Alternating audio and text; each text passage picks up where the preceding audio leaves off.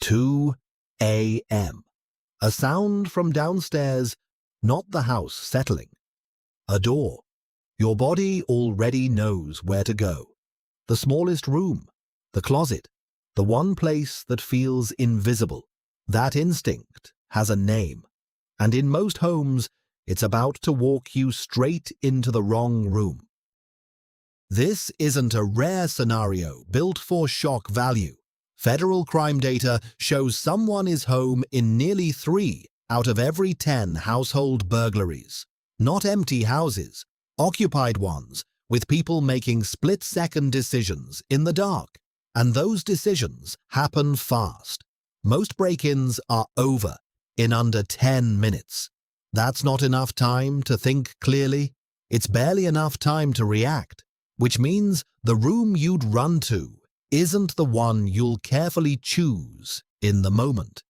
It's the one your instinct already picked years ago without you realizing it. The room everyone picks first. Ask 10 people where they'd hide, and 8 of them say the same 2 places, a closet or the bathroom. It makes sense. Small feels safe. A door that locks feels safe.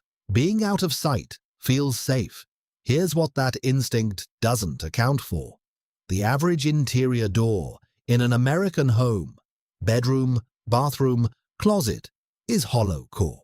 A thin shell of wood veneer wrapped around cardboard honeycomb. It stops sound. It does not stop force.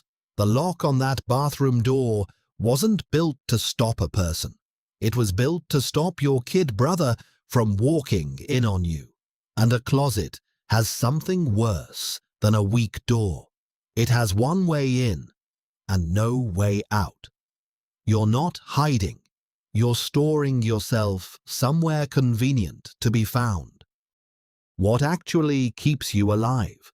Most people think the safest room is the one that's hardest to find. Actually, the room that keeps you alive is the one that's hardest to get into, and the one you can get out of if that fails. 3 things matter. Just 3. A door that can actually hold. Solid core, sturdy frame, a lock rated for more than privacy. A way to call for help, and that means you've actually checked your phone signal in that room, not assumed it. And a second way out. A window, an adjoining room. Anything that isn't the same door the threat is standing behind. Most people get this next part wrong. They think locking themselves in anywhere buys them time. It doesn't. It only buys you time if the door outlasts the threat. And if it doesn't, you need somewhere left to go. The right room in your house.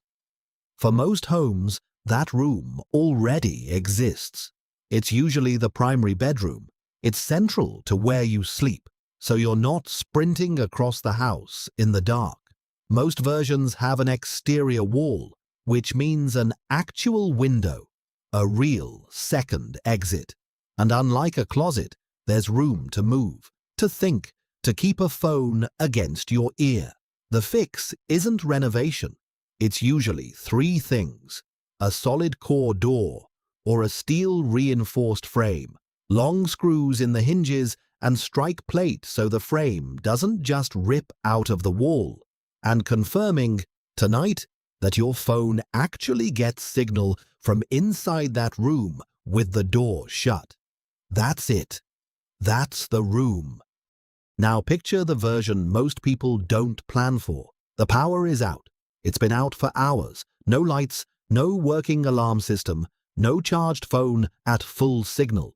You go to the room you always assumed was safe. The closet, the door, is hollow. It gives way in seconds, not minutes. There is no window behind you, no second door, no way out. And in the dark, with the signal already weak in an interior room, your call for help doesn't go through on the first try.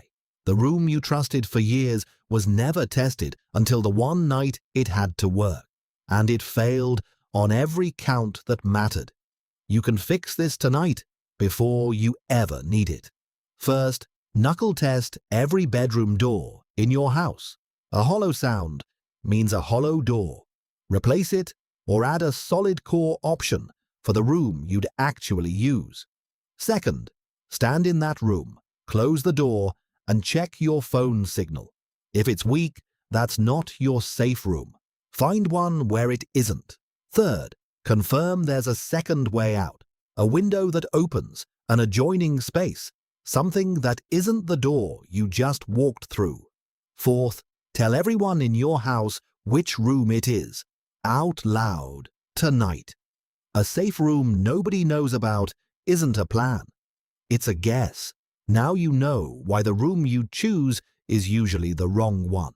But there's a second mistake almost nobody catches. Something people do in the right room that gives their location away anyway. That one's worse than this. If you want to be ready for that too, you know what to do.